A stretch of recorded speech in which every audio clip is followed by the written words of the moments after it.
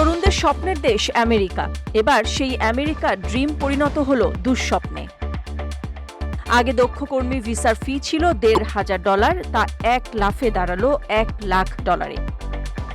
দক্ষ কর্মীদের ক্ষেত্রে H-1B ভিসা পেতে মার্কিন প্রশাসন কোম্পানিগুলোর জন্য যে নতুন $1,00,000 ফি ধার্য করেছে তা কেবল আবেদনের সময় দিতে হবে এবং বিদ্যমান বৈধ ভিসাধারীদের ক্ষেত্রে এটি প্রযোজ্য হবে না বলে জানিয়েছে হোয়াইট হাউস।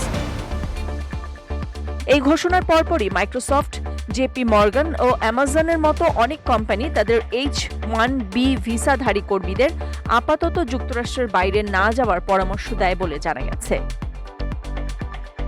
এই ভিসার কারণে সবচেয়ে ক্ষতিগ্রস্ত হবে ভারত ও চীন। যুক্তরাষ্ট্র সরকারের তথ্য অনুযায়ী গত বছর H-1B ভিসার সবচেয়ে বড় সুবিধাভোগী দেশ ছিল ভারত। 2024 সালে এই ভিসার 71% সুবিধা নিয়েছেন ভারতীয় নাগরিকেরা। ভারতের পরেই আছে চীন, যদিও সংখ্যার হিসেবে দেশটি ভারতের চেয়ে অনেকটা পিছিয়ে। 11.7% সুবিধা ভোগ করে চীন দ্বিতীয় স্থানে রয়েছে। এ বিষয়ে এখন পর্যন্ত কোনো মন্তব্য করেনি ভারত কিংবা চীন, তবে চাকরির বাজারে এর প্রতিক্রিয়া এরই মধ্যে শুরু হয়ে গেছে। যুক্তরাষ্ট্রভিত্তিক বহুজাতিক প্রতিষ্ঠান কগনিজেন্ট টেকনোলজি সলিউশন কর্পোরেশনের শেয়ারের মূল্য প্রায় 5% পড়ে গেছে।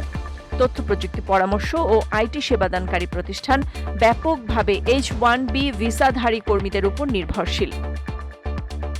এছাড়া যুক্তরাষ্ট্রে তালিকাভুক্ত ভারতীয় প্রযুক্তি প্রতিষ্ঠান ইনফোসিস ও উইপ্রো শেয়ারের দামও 2 থেকে 5% পর্যন্ত পড়ে গেছে।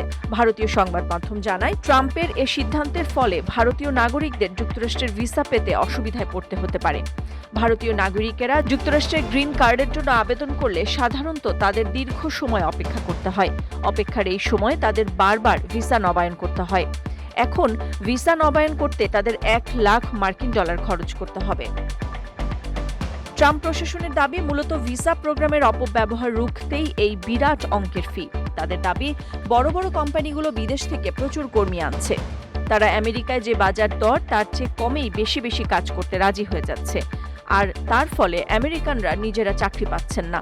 তাই সেই সংকট এড়াতে এই সিদ্ধান্ত ট্রাম্প প্রশাসনের। পরিসংখ্যান বলছে, এই মুহূর্তে মার্কিন যুক্তরাষ্ট্রের স্বপ্নের গ্রিন কার্ডের অপেক্ষায় প্রায় 10 লক্ষ ভারতীয়, আর আমেরিকায় বাস করছেন প্রায় 50 লাখ। ফলে এই খবরে যে তাদের রাতের ঘুম উড়তে চলছে তা বলাই বাহুল্য। যুক্তরাষ্ট্রে বেশ কয়েক দশক ধরে H-1B ভিসা চালু রয়েছে। এই ভিসার সমর্থকেরা বলছেন, এর ফলে প্রতিযোগিতামূলক এই বিশ্বে প্রযুক্তি কোম্পানিগুলো হাজার হাজার মেধাবী কর্মী নিয়োগ করতে পারছে। তবে অভিবাসী বিরোধীরা মনে করেন, বেশি বেতন ও সুবিধা দিয়ে আমেরিকানদের কাজে লাগানোর বদলে এই কর্মসূচির মাধ্যমে আসলে বিদেশি কর্মীদের শোষণ করা হবে।